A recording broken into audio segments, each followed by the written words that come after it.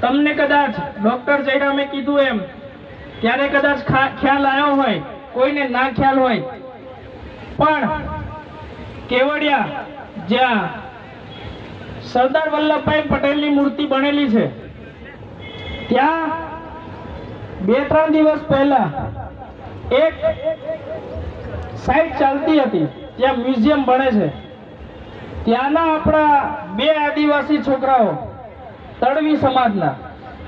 એમને ત્યાં કોઈ કારણે મારવામાં આવ્યા. મારીને એટલા માર્યા કે એમને મારી નાખ્યા. પછી આ વાત 27 ધારાસભ્યોમાંથી એક મરદનો પાકેલો એવો ચૈતર વસાવા, જેને આ વાત ખબર પડી, એ મર્દ ત્યાં ગયો અને ત્યાં જે લોકોએ માર્યો છે એમની ધરપકડ કરવા અને કાયદાકીય રીતે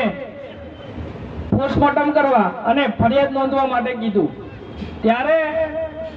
ગુજરાતમાં અને દેશમાં આજે ભલે ભાજપની સરકાર હોય, 10 વર્ષ પહેલા કોંગ્રેસની હતી, 10 વર્ષ હવે બહાડાને હોયા, ભલે ચૈતર વસાવા એમાં છે, પણ મારી જાણકારી કહે છે કે ભાજપ હોય કે કોંગ્રેસ હોય કે આમ આદમી હોય, જ્યારે આદિવાસીઓની વાત આવી છે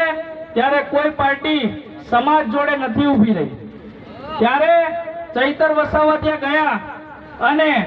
ત્યાંની પોલીસને કીધું કે એમની ધરપકડ કરો, અને એ પણ નિયમ પ્રમાણે, પણ એ ધરપકડ નથી કરવામાં આવતી. તો ચૈતરભાઈ ગઈકાલે સાંજે આપણી ફોન દ્વારા વાત થઈ તો એમને કીધું કે પોસ્ટમોર્ટમ કરાવી અને બોડીની સ્વીકાર કરી લીધી છે,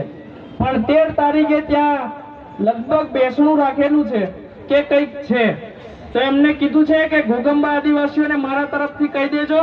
કે 13 તારીખે બને એટલી સંખ્યામાં તમે બધા ત્યાં બેસણું કે કંઈક છે ત્યાં આવજો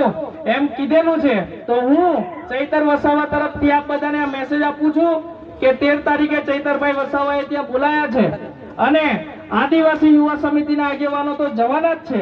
પણ જો કોઈ આવું હોય તો અમારા મહેન્દ્રભાઈને અને તમારા ગામના જે કોઈ પણ વ્યક્તિઓ આદિવાસી યુવા સમિતિમાં કામગીરી કરી રહ્યા છે એ લોકોને જણાવી દેજો, તો આપણે બધા અહીંયાથી સાથે જઈશું. હવે આવા જ્યારે ઘટનાઓ પૂરા ગુજરાતમાં અને પૂરી દેશમાં બને છે